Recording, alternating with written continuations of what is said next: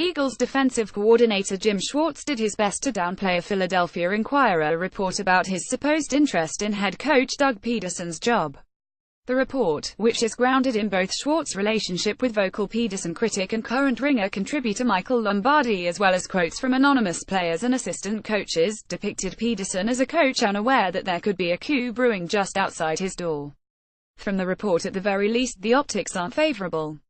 One Eagles staffer said the only coach who probably doesn't think Schwartz is trying to undercut Pederson is Pederson.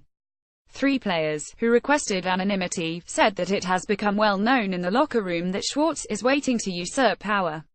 He walks around the building like he thinks he's the head coach, one player said. Schwartz countered during his news conference Tuesday with an anecdote. Coach Pederson has a rule where you can't wear tank tops or no sleeves in the cafeteria, he said. Well, he wasn't in the cafeteria, but I saw an offensive player with no sleeves on, so I tapped to him and said, you gotta get out, you gotta get sleeves on. Now I know when I was a head coach, I wanted people around the building who were enforcing my rules, and I did that for him. I respect the position. I'm going to execute the job the way he outlined it for me. Anything else we can't really worry about.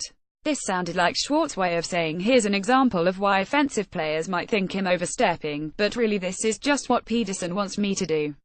I'll say this and I'll say this unequivocally, Schwartz said. I am very comfortable with my relationship with Doug Pederson, and I know he's comfortable in his relationship with me. What I do here is, I work extremely hard to execute the defense the way he has outlined it for me, okay, and I'm very comfortable with that. Not everyone is privy to those instructions. So if anybody misunderstands or misinterprets any actions, just know this: Coach Pederson is aware of everything I do in this building and outside the building. Building a staff is next to impossible when you're a new head coach. Unless you're in a completely deferential environment, which would exist where in the NFL outside of New England there are probably 3 coaches or coordinators who at least think they might do the job better than you, and dozens of other coaches working long hours for little credit simmering behind closed doors.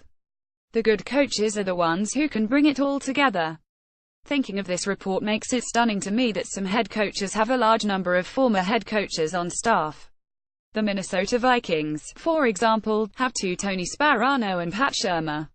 The dynamic between someone like 31-year-old Rams head coach Sean McVay and 70-year-old defensive coordinator Wade Phillips is something McVay probably has to work on daily.